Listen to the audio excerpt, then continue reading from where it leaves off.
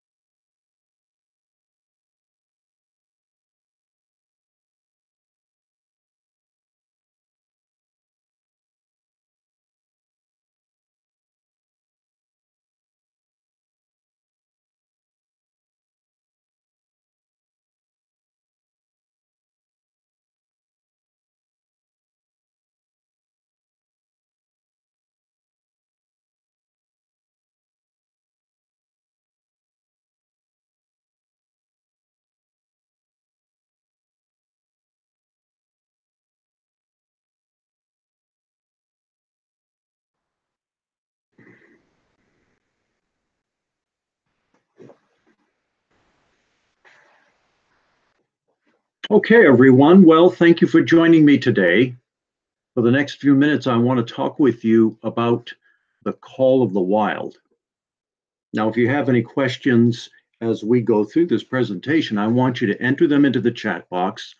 And toward the end of the session, there'll be time for me to respond to you. If we don't cover all the questions in this webinar that you have, I will send you a written reply after it ends. So let's get on to our topic for today. Christians, and particularly clergy, are no strangers to being on the outs with mainstream culture. But in recent years, the stakes have dramatically changed. If you're like me, you've probably been watching in disbelief as our culture appears to be plummeting into chaos. This isn't anything new, but the rate of change has dramatically changed. It's accelerated.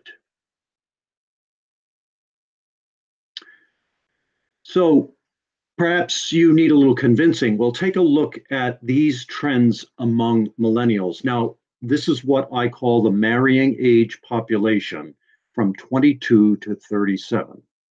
So let's look first at the issue of parenting. The Centers for Disease Control, National Center for Health Statistics in 2016 said more than 70% of respondents agree that it is okay to have and raise children when the parents are living together but not married. Wow. Just a few days ago, this month, October 2018, Bloomberg reported almost one half of all births in the United States happen outside of marriage. There were 2 million births or thereabouts in 2017, so you do the math. And then what about marriage itself? Just a year ago, CNN reported in an article about how unwed Americans are changing everything, these statistics. Look at this. Married men and women ages 25 to 29. In 1976, more than 90% of that group were married. 38 years later, only 46% of women and 32% of men in the same age group had married.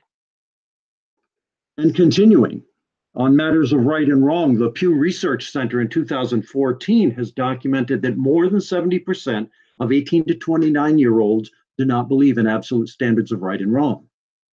Only 24% of millennials claim to rely on religion for any guidance about what is right and wrong. Well, it's alarming. As you know, being the church in modern America comes with a price that we aren't used to. Today, there is popular, organized opposition to the faith.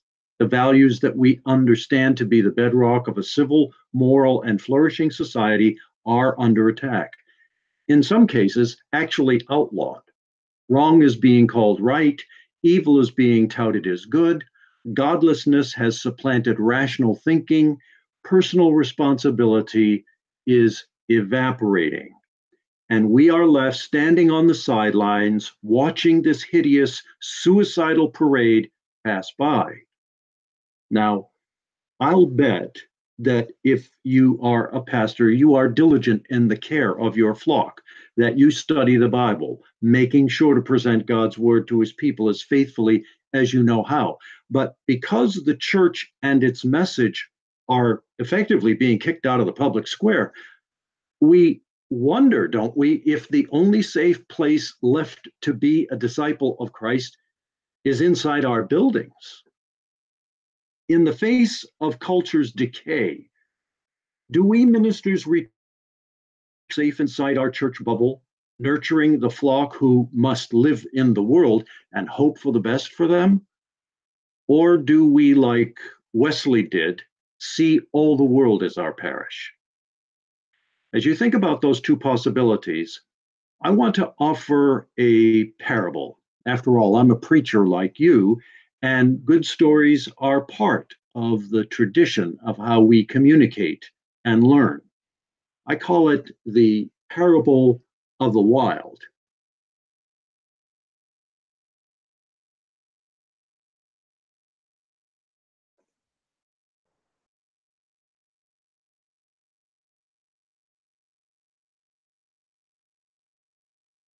A compelling scientific finding in the past 50 years has been the discovery of trophic cascade. Member of an ecological system is removed.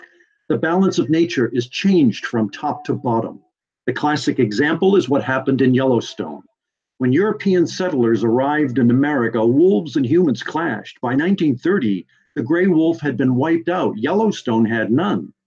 We all know that wolves kill various species of animals, but did you know that they also give life to many others? In the 1960s, the new science of ecology showed that relationships between species are required in order to sustain the balance of nature.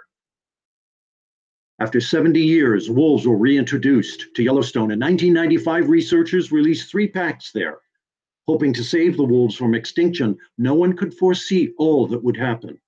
Before the wolves returned, the number of elk and deer had grown enormously, reducing the vegetation to almost nothing. They had simply grazed most of it away. But when the wolves arrived, they had the most remarkable effects on the environment. First, of course, they killed some of the elk and deer, but that wasn't the most significant thing. The very presence of the wolves radically altered the behavior of their prey. Grazing areas now started to grow new plants and trees. New sources of food with a wide variety of birds returned, and beavers returned because the trees were once more abundant. Their dams that they built provided new habitat for otters and muskrats and ducks and fish and reptiles and amphibians. The wolves also culled the massive population of coyotes. Then the number of rabbits and mice began to rise, which meant more hawks and weasels, foxes, more badgers, ravens and bald eagles came down to feed, and bears increased in number as well. But no one could have predicted what happened next. The presence of the wolves actually changed the behavior of the rivers. The increase of ground vegetation and forests stabilized the banks of the rivers. They held firm, channels narrowed, more natural pools formed, providing fresh water and habitat for even more species, and the rivers remained more fixed in their course. It was once believed that the wolf is a life-threatening predator whose nature is only to kill indiscriminately. But that myth has been put to rest. The wolf belongs in the wild as part of the entire ecosystem. In Yellowstone, the trophic cascade that depleted the environment was literally reversed when the wolf returned to its rightful place in the wild.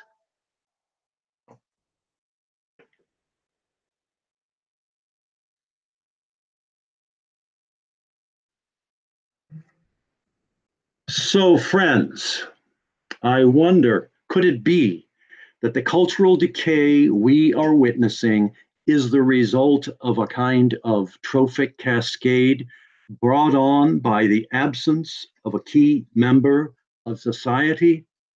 Where are the clergy in the culture?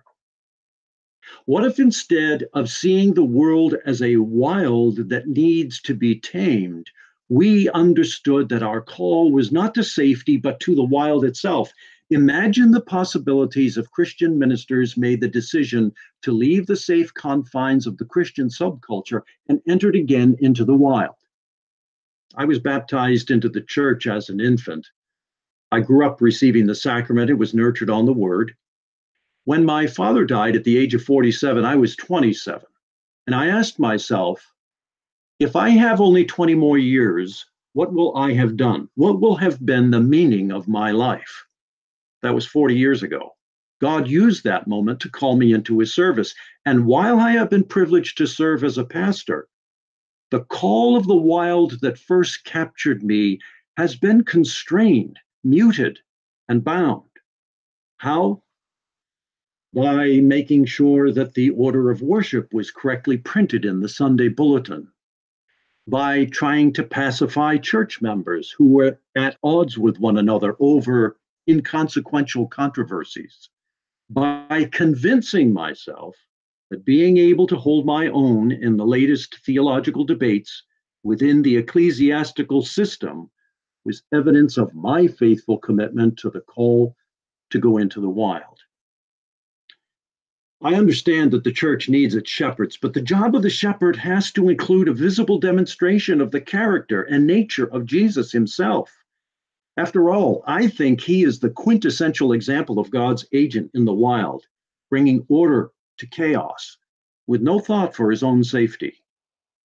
Friends, the world needs you and me, ministers of God, to be present and active to counter the collapse of the culture. And this need is not simply theoretical. As you know, our culture is in crisis. Now, I'm not suggesting that any one of you abandons his or her post in the service you are filling right now. What I am urging you to do is consider whether you are serving in safety. Ask yourself whether you are really responding to the call of the wild, which is where the need lives.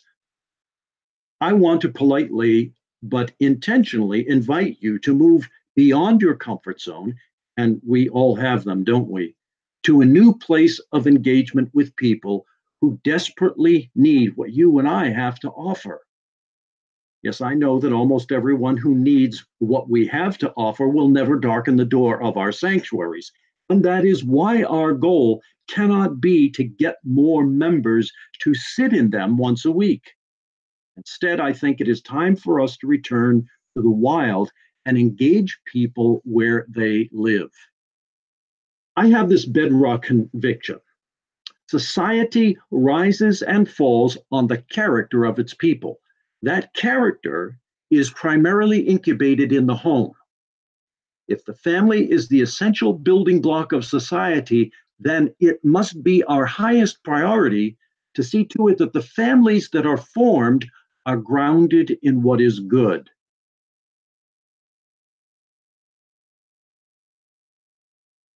The foundation of society is marriage and family. As marriage goes, so goes the family. As family goes, so goes the society. If we're going to rebuild society, it has to happen in the home. How homes, families, and marriages are created must be every minister's chief concern.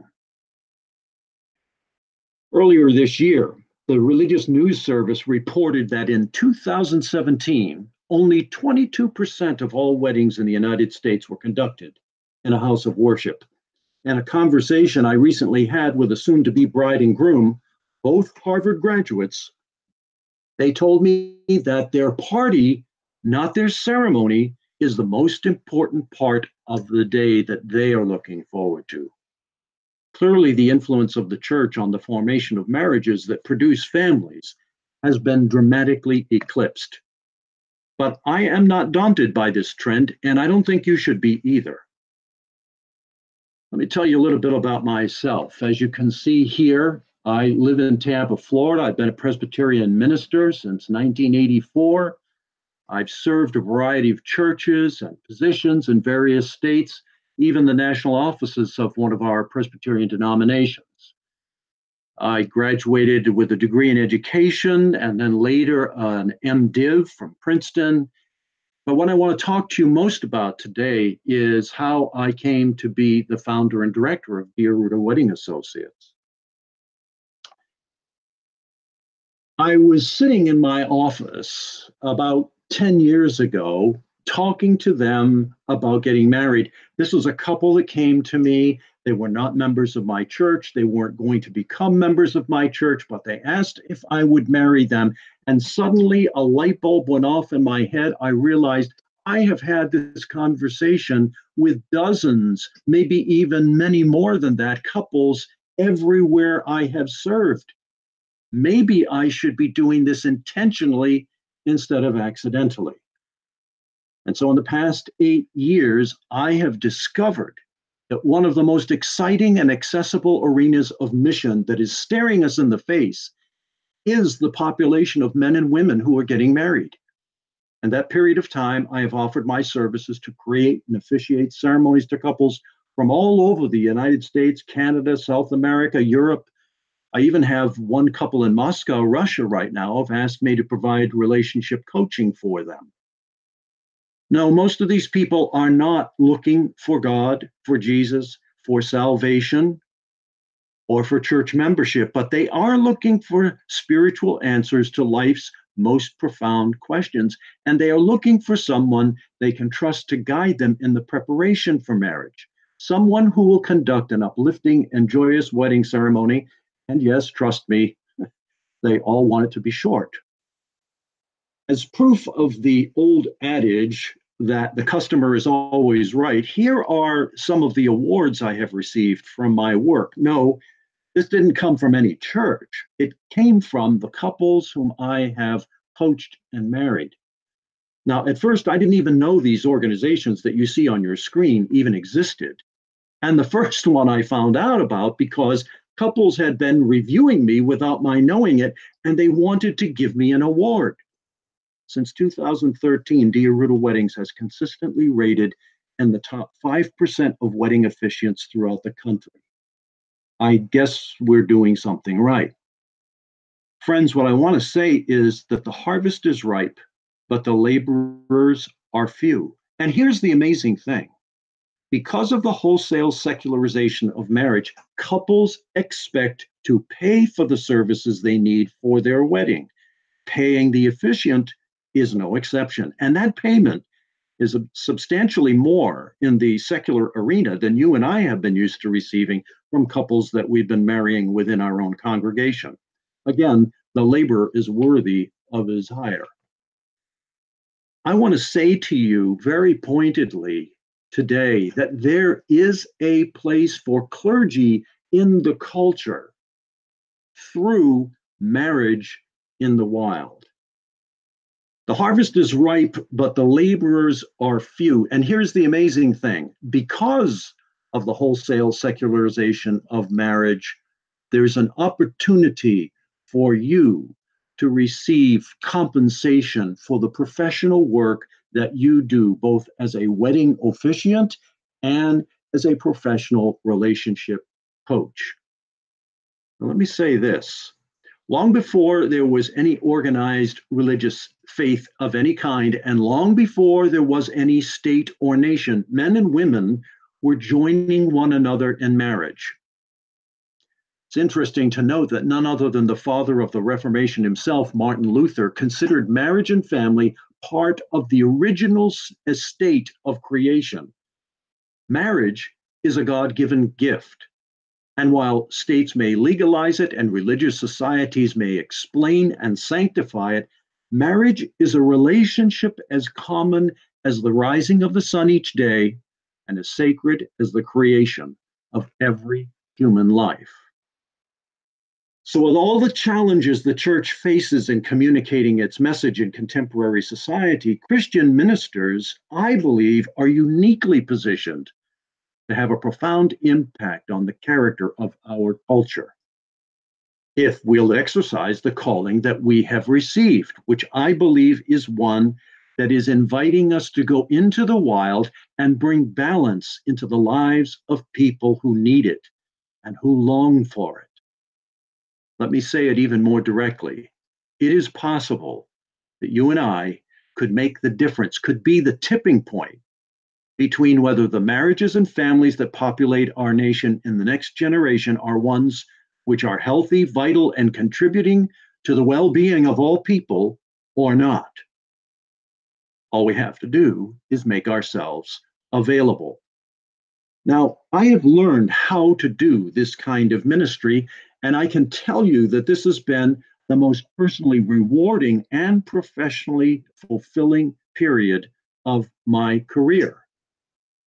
Not only because I get to see happy couples join with one another, but also because I am invited to deal with the nitty-gritty of those lives. There are families that are experiencing desperately painful dynamics, alcoholism, hidden sexual abuse, suicide, second marriages, disjointed families that aren't speaking to one another anymore, children born to unwed parents, infertility after marriage, and religious condemnation from a lot of people. But I'm only one person. I have turned away thousands of inquiries. What if what I do could be replicated? What would be the effect in new marriages and the families that flow from them? Imagine the effects on hundreds, even thousands more couples if Christian clergy got out of the safe confines of our congregations to expand our reach. Now, trust me, I know from experience that couples are actually looking for what we have to give, even if they aren't looking to buy the traditional church membership package that we've been trying to sell them. The reason I invited you here today is to offer you the opportunity to examine the character of your own call. Are you doing today what you felt in your heart that God called you to do when you first heard? Are you making the difference you've always wanted to make? What if you could have the ministry you've always wanted? Would you act on that opportunity? Now, listen, I'm not saying weddings and premarital coaching are the only way to serve God in the wild, but think about it. What more significant influence can you and I make on the character of our culture than by strategically engaging young people who are getting married and creating families? They are the future of every society. Now, in a moment, I'd like to entertain questions if you have any. But before I do, I want you to have an idea about next steps. Perhaps you're saying to yourself, well, that's all well and good, Mike. God bless you for what you're doing, but I'm tied up and I can't add another thing to my plate. What am I supposed to do with what you've just told me? Well, here's what you can do. I'm inviting you to join me in a phone call or a video conference to follow up on today's webinar. What will we talk about? Well, I want to hear about your passion for making a difference as a minister and what might be holding you back. If you are interested in learning how to become a Dear Ruta wedding associate doing marriage in the wild, I will show you what that looks like and how I can help you make that happen. Let me say this.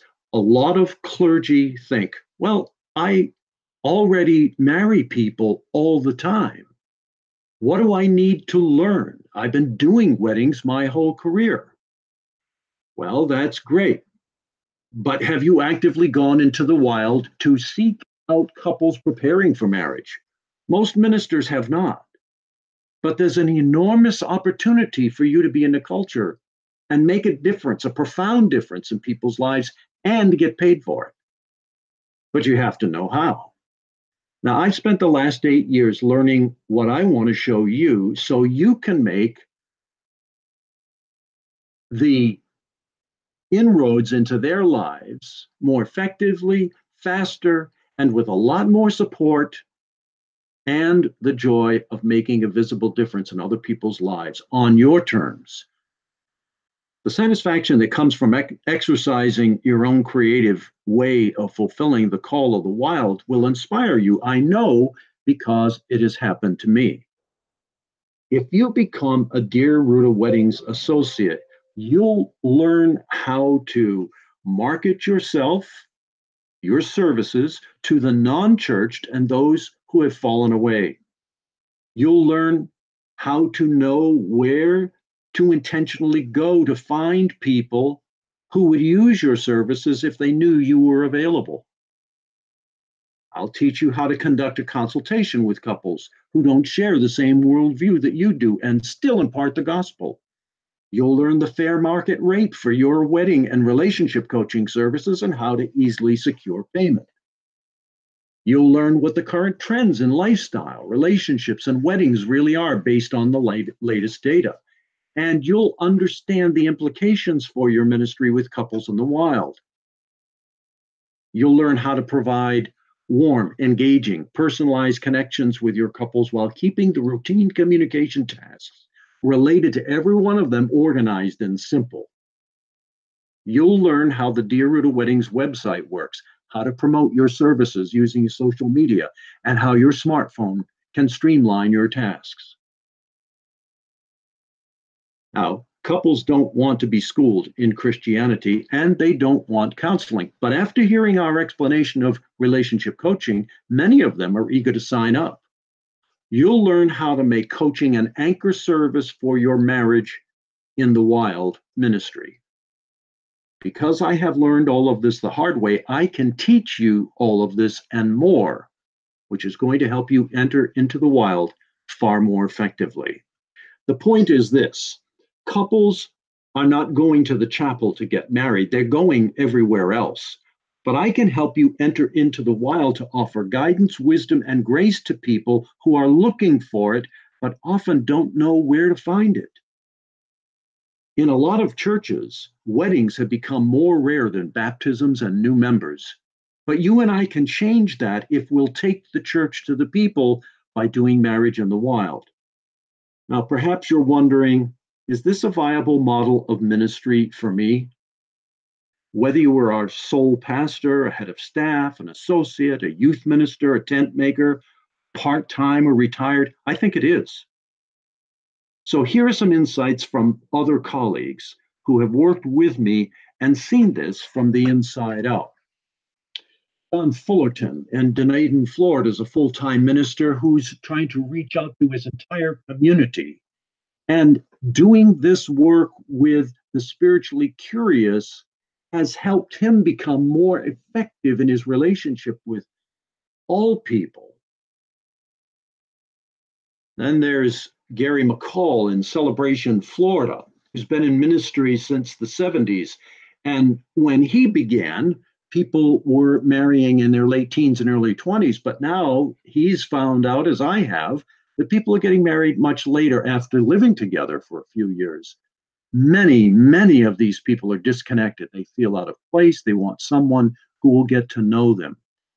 Gary is in a unique position to listen and teach the skills needed for marriage. And then there's Randy Bear, who recently concluded a long-term pastorate in West Palm Beach and has now moved to another part of the country to assume a new ministry.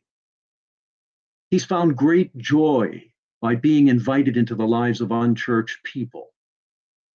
And he's been able to bring faith, hope, and meaning that he has found in Christ beyond the walls of the church in a way that he understands to be a privilege.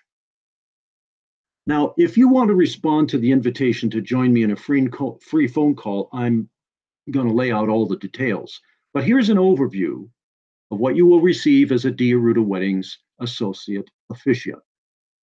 I'll partner with you to help identify your goals and assist you to accomplish them.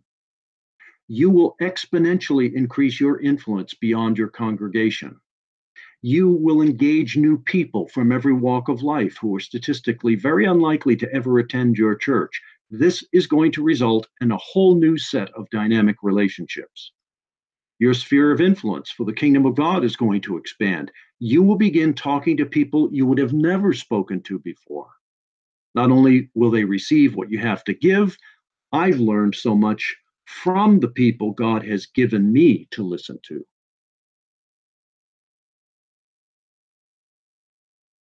This point cannot be overstated because your life will intersect with the moms and the dads of children who are yet to be born.